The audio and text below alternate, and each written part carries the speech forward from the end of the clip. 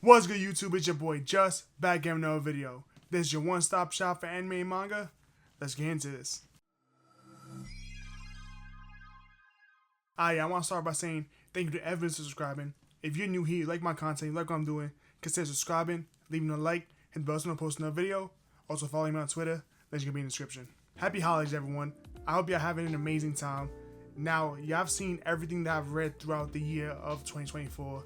Now it's time to give you basically what were my favorite reads. So I'm going to be exposing myself a little bit because normally you see someone like me, you typically think I only really like shonen, seinen manga, or horror or whatnot. Honestly, this year I decided to step a little bit out of my comfort zone because normally I do like those types of series, but this year I decided to read some other stuff. And I gotta say, honestly, the things that really made me fall in love with manga, my favorite series that I've read throughout this year was incredible. I can't believe I picked up this specific type of genre, which was more or less rom-com, I guess you could say. I picked that up this year, started reading different series, and honestly, basically my list is going to be mainly rom-coms. It's incredible. I can't wait to share it with y'all. Let's get started. Now I have to start off by talking about this one because this is easily in my top 3 manga I've read of all time. So for those of you that don't know, number 1 and 2 are basically Bakuman and Wotakoi Love is Hard for Otaku.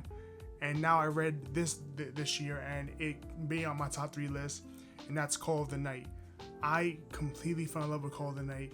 Now Call of the Night is a longer series. I think it's 20 volumes or 21 volumes around there. I don't know if everything is out yet. I know we're probably like on 18 or 19, it's basically almost out.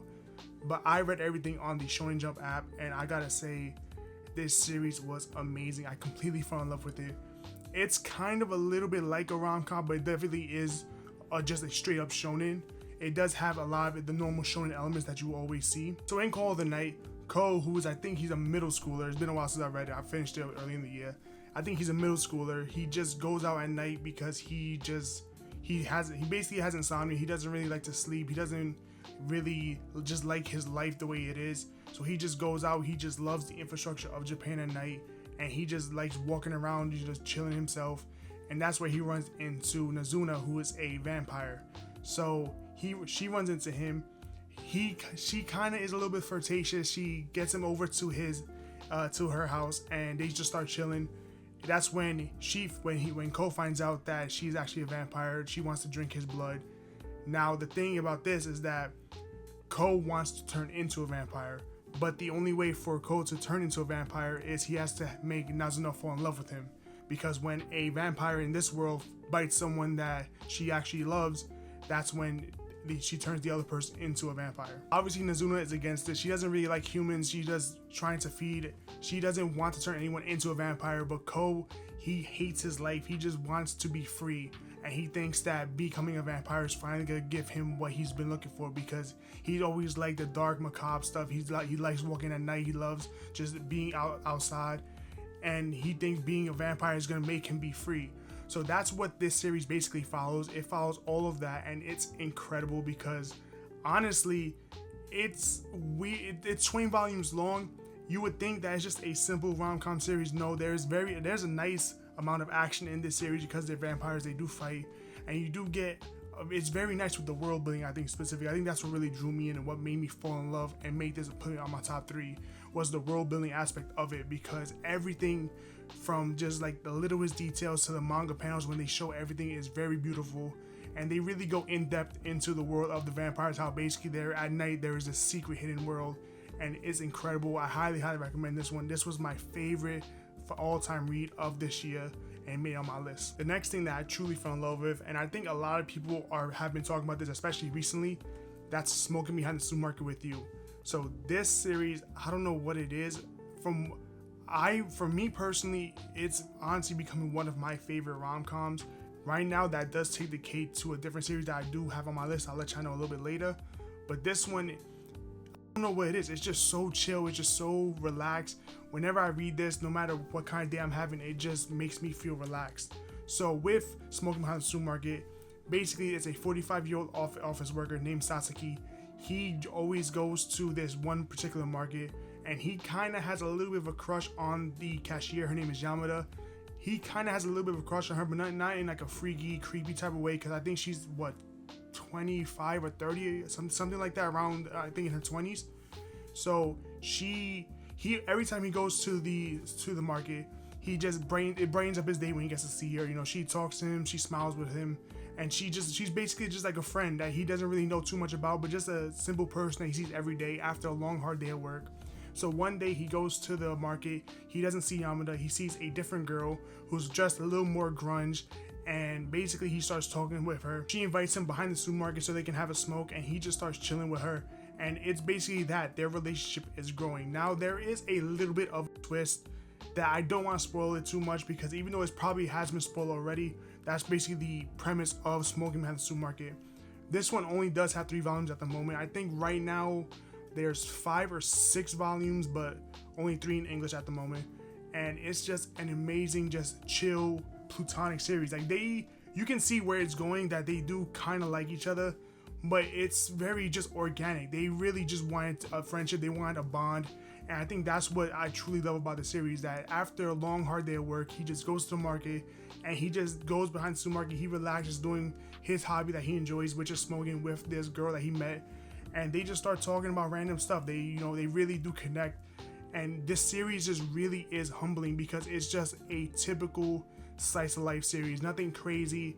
It's just relaxing, and it's just incredible to see how basically something as simple as just smoking behind the supermarket for maybe an hour or two, how much that can like really draw people into the series. I highly recommend Smoking Behind the Supermarket because it's incredible, and basically everyone around like the manga like community, they've all been saying that it really does hit home, and I gotta say I agree with them. This is definitely a read that everyone should pick up. Like I said, basically this year my reads were more or less rom-coms. So my next one that I read was It Takes Two Tomorrow 2, and this was an amazing, just fun series. I really did love this one. So this one is only 5 volumes, and it's incredible. So It Takes Two Tomorrow 2 follows a very young couple. I think Yuya is 25 and Rio, who's the girl, she is 28, and they're basically in the infancy of their relationship. So they've been together, I think at the series, I think they've been together about a year or a little bit less than a year, and they decide to actually get a place together. And it's very, very funny because you see all like the trials and tribulations that they go, because each of them, they've never lived with their significant other before, so this is the first time for both of them, and they just have to cope with living with each other. And they go through all of the different steps that you would in any like relationship, especially if you're around their age, or if you've moved in with your significant other for the first time. You know what it's like to like try and tiptoe in the beginning to try and accommodate everyone, and then trying to get the groove between how you two can just mesh together. And that really is what they do here. It's an amazingly cute, funny series. It's super wholesome because they just love each other so much and they try their best. And this one has one of my favorite parts where whenever they do have a little bit of an argument, they actually communicate with each other. They bring it, they make it known, and they communicate to try and work it out, because they do love each other. They want to get married, and that's ultimately what this series is about. Just them taking their little step by steps to try and live together, because they've never done this before, so they just want to have fun and live with the person that they enjoy. I think this one having 5 volumes hits a nice sweet spot because it's not too long. The only thing I do want to point out is that the series is very episodic in that each chapter it's basically standalone.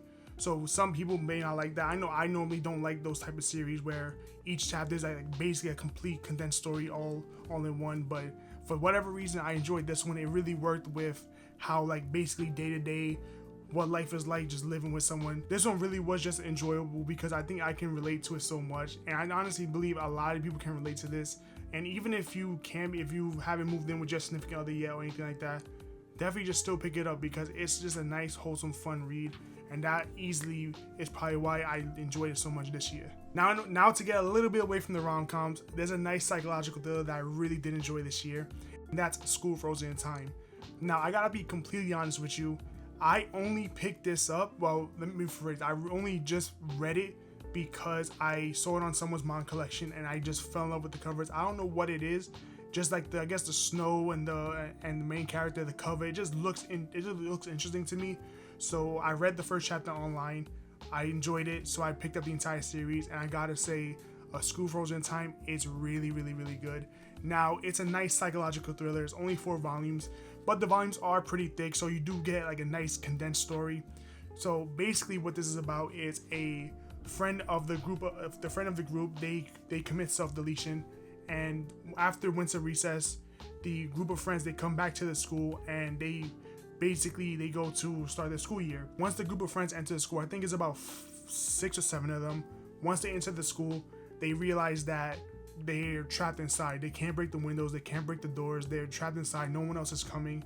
And then that's when they realize that the ghost of the person that committed self-deletion is actually blaming them, and now is killing them off one by one. And not only that, but the person that actually committed the self-deletion is in that group of friends. So for whatever reason, they cannot remember the face or even the person that did that self-deletion. So when they have to try and figure out which one of them is basically the ghost that's keeping them in there. It's a real nice psychological thriller because it does keep you guessing. I gotta admit, the twist that happens at the end, I did not see coming. So to have everything just keep me guessing, it really just kept me enthralled in it. I finished this I finished this in one sitting because I just couldn't put it down. It was an amazing just psychological thriller series. Even though it does tackle a little bit some hard topics with the self-deletion, they do tackle it appropriately, you know? And I honestly think anyone will love this one. It is a little bit of I guess you could say a standard psychological thriller, because it does have some tropes that a lot of them that really do have. And if you've read a lot of them, you're probably going to see the twist coming. I don't read a lot of psychological thrillers, so I didn't see it coming, but I do enjoy this one, and that's why I made my list for my favorite reads of this year. Next thing I want to talk about is Animator. So this one has 5 volumes, and it's basically a anime version of my favorite series, Bakuman. So for this one, the girl, she wants to be a animator. She loves anime. It really just drew her attention. She really fell in love with just the detail of animation, and that's what she wants to do. So I think she doesn't go to school. She doesn't go to school, but she goes to interview for a job, and she is a very okay artist. She's good. She's a good artist, like in her neighborhood or like for what she is. But when it comes to like the professional world, she's very, very mediocre. However, she does have the strongest eye for detail that with training, it can basically blow her up insanely, because it is an eye for detail with something that you cannot teach. You just have to have that. And that's ultimately what gets her a step into the company, is because they notice that she has this eye for detail, and they're reluctantly going to try and train her, because normally the turnaround time for the animation studio is you have to be quick, you have to be good from the start, so they don't really have time to train the newbies. However, the guy who is the head animator, he does really like her eye for detail. He knows he does see potential in her, so he decides to roll the dice and actually kind of train her. Even though she is messing up a lot, she really isn't that good. However, because she's doing all that, because she's just nose to the grind, she's really just trying to get better as much as possible. She actually ends up doing it, and it's incredible just watching her journey go from basically not being able to draw professionally, reaching her dream goal. And it's insane, because I love this series, because you see a different take on the animation studio, because you see the real behind the scenes. I had no idea what it took to really animate anything. Obviously, it's not exactly what it's like to be in an animation studio, but you see like enough of the work culture where it gives you a nice idea.